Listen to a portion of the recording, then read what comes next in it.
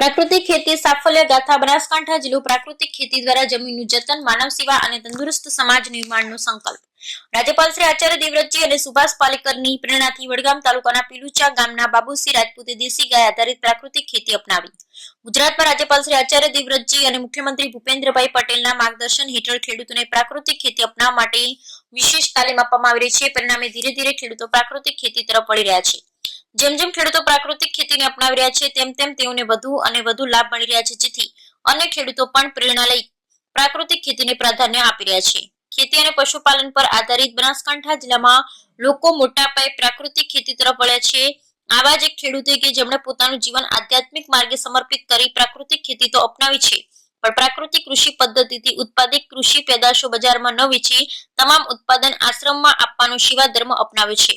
આ વાત છે વડગામ તાલુકાના પીલુચાના બાબુસિંહ સરદારસિંહ રાજપૂતની કે જેમણે લોકોનું ચોખ્ખું અનાજ અને ઝેર મુક્ત અનાજ મળી રહે એ માટે રાસાયણિક ખેતી ત્યજી આજે દેશી ગાય આધારિત પ્રાકૃતિક ખેતી અપનાવી છે। બાબુસિંહ રાજપૂત છેલ્લા 9 વર્ષથી પ્રાકૃતિક ખેતી તરફ વળ્યા છે। પહેલા તેઓ ખેતીમાં રાસાયણિક ખાતરનો વપરાશ કરતા હતા, પરંતુ વડતાલ ખાતે રાજ્યપાલ શ્રી આચાર્ય દેવવ્રતજી અને સુભાષ પાલેકરના સાનિધ્યમાં યોજાયેલ તાલીમ શિબિર દ્વારા પ્રાકૃતિક ખેતીનું માર્ગદર્શન મેળવ્યું અને ત્યારથી તેમણે પ્રાકૃતિક ખેતી અપનાવી છે। છેલ્લા 9 વર્ષથી તેઓ પ્રાકૃતિક ખેતી કરી રહ્યા છે। ચાલુ વર્ષે 7 વીઘામાં મગફળી, ઘઉં, બાજરી, મગ, ચણા, તલ, વરિયાળી અને શાકભાજીનું દેશી ગાય આધારિત પ્રાકૃતિક ખેતી પદ્ધતિથી ખૂબ સારું ઉત્પાદન મેળવ્યું છે। પોતાના નવા વર્ષના પ્રાકૃતિક કૃષિના અનુભવ જણાવતા બાબુસિંહ રાજપૂતે ખૂબ આનંદ સાથે કહે છે, મને આ 9 વર્ષમાં કોઈ નુકસાન થયું નથી, મારું ઉત્પાદન ઘટ્યું નથી, મારી જમીન ખૂબ જ ફળદ્રુપ બની છે। જમીનમાં અળસિયાનું પ્રમાણ એટલું બધું વધ્યું છે કે મારી જમીન પોચી, મુલાયમ અને ઉપજાઉ બની છે। પ્રાકૃતિક ખેતીની મહત્વની બાબત એ છે કે આપણને ચોખ્ખું ખાવાનું મળે અને કેન્સર જેવી ભયાનક બીમારી સામે રક્ષણ મળે।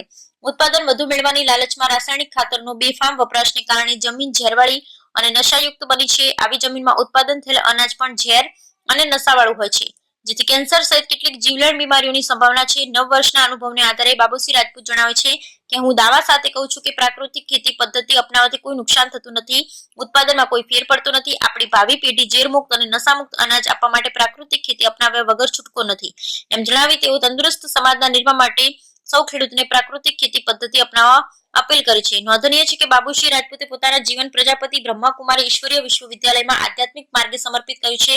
માનવ સેવા, પ્રભુ સેવાના વિચારને જીવનમાં ઉતારી સમસ્ત માનવજાતના કલ્યાણની ભાવનાથી તેઓ સમાજને કંઈક સાત્વિક, ચોખ્ખું અને કુદરતી આપવાની પ્રામાણિકતા સાથે ખેતી કરી રહ્યા છે।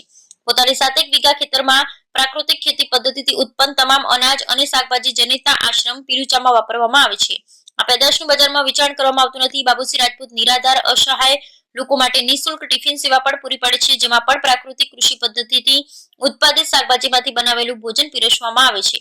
જમીનનું જતન, માનવ સેવા અને તંદુરસ્ત સમાજની નિર્માણની ઉદાત્ત ભાવના સાથે પ્રાકૃતિક ખેતી કરતા બાબુસિંહ રાજપૂત વડગામ પંથકમાં અન્ય ખેડૂતો માટે પ્રેરણારૂપ અને માર્ગદર્શક બન્યા છે।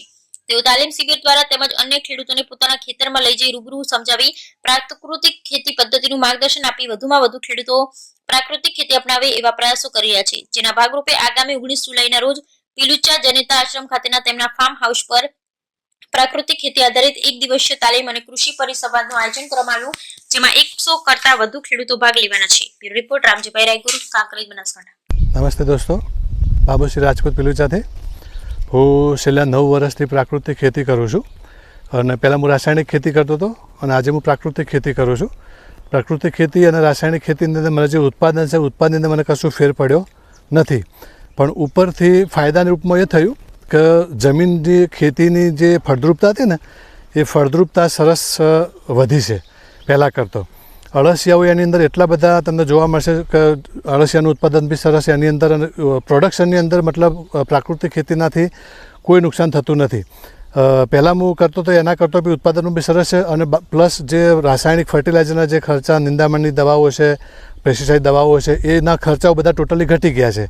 હું સુભાષ પાલેકર પ્રાકૃતિક ખેતીની ટ્રેનિંગ લઈ અને ગીર ગાયોના આધારથી જ જીવામૃત, બીજામૃત બનાવીને જ હું ખેતી કરું છું અને મારું જે બી પ્રોડક્ટ જે નીકળે છે ઉત્પાદન એ ટોટલી મારા આશ્રમની અંદર જ વાપરું છું। આપણે કોઈ જગ્યાએ માર્કેટમાં કશું ભરાવતા નથી। એનું જે શાકભાજી છે, શાકભાજી બી આપણે અહીંયા ટિફિન સેવામાં વાપરીએ છીએ। એનું જે બી ઉત્પાદન આવે છે, મગફળીનું બી આપણે તેલ કાઢી અને આશ્રમમાં વાપરીએ છીએ। ઘઉંનું ઉત્પાદન લઈએ છીએ, ઘઉં બી આપણે આશ્રમમાં વાપરીએ છીએ। એટલે દરેક ખેડૂત મિત્રોને મારી એક રિક્વેસ્ટ છે કે પ્રાકૃતિક ખેતી કરવી બહુ જરૂરી છે. આવનારા ભવિષ્યની અંદર જેમ પંજાબથી એક ટ્રેન આખી ચાલે છે કેન્સર ટ્રેન, એવો સમય ફરી આપણો બી ના આવે અને ઘેર ઘેર કેન્સરની પેશન્ટ ના થાય એના માટેની ખાસ રિક્વેસ્ટ કરું છું બંને હાથ જોડીને કે દરેક ખેડૂતો પ્રાકૃતિક ખેતી માટે તમે થોડું ધ્યાન રાખી અને પ્રાકૃતિક ખેતી તરફ વળો. અને નુકસાન કશું જ નથી. પ્રાકૃતિક ખેતીથી ઉપર તમને ફાયદો થશે, તમને ચોખ્ખું ખાવાનું મળશે, પ્રકૃતિ તમને સાથ આપશે, જમીન તમારી ફળદ્રુપ રહેશે, જમીન નશા મુક્ત થઈ જશે. આજે આપણી જમીન છે નશાથી ભરપૂર થઈ જશે અને તમે ડીએપી યુરિયા નહીં આપો ને તો તમારું ઉત્પાદન નહીં થાય. પણ તમે થોડો સમય, તમને 1 વર્ષ 2 વર્ષને તમને એવું લાગશે, પણ તમે રેગ્યુલર પ્રાકૃતિક કરશો ને તો તમને ઉત્પાદનની અંદર કોઈ ફેર નહીં પડે. એટલું સરસ ઉત્પાદન મળશે અને ચોખ્ખું ખાવાનું મળશે. અને પબ્લિકના હિત માટે ભવિષ્યના આવનારા સમયની અંદર ઘરે ઘરે કેન્સર ના થાય અને એના માટે આપણે આ વસ્તુ કરવી બહુ જરૂરી છે. અને ઉત્પાદનની અંદર કોઈ નુકસાન નહીં થવાનું મારો છેલ્લા 9 વર્ષથી અનુભવ છે. મારી ખેતીની અંદર મેં કોઈ નુકસાન કર્યું નથી, ઉપરથી ખર્ચા ઘટ્યા છે અને ઉત્પાદન એટલું ને એટલું જ છે.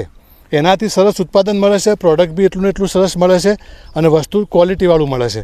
શાકભાજી બી સરસ મળે છે, ફળફળાદીના જુઓ, જામફળ છે, બધી પ્રકારનું આપણે બધું વાવેતર કરીએ છીએ. અહીંયા શાકભાજી બધું આસમ વાપરીએ છીએ. વસ્તુ ચોખ્ખું મળશે અને તમને નુકસાન તો થવાની કોઈ છે નહીં, પણ તમારી આવનારી પેઢીને જમીન સારી ફળદ્રુપતા મળશે. જો તમે રાસાયણિક ખેતી કરતા જશો તો તમારા આવનારી પેઢી જે છે એને તમે ફળદ્રુપ જમીન, બંજર જમીન આપશો ને તો એ જમીનને ફરી 10 વર્ષ 20 વર્ષ મજૂરી કરશો તો આને તમે ફરી પ્રાકૃતિક તરફ લાવી શકશો.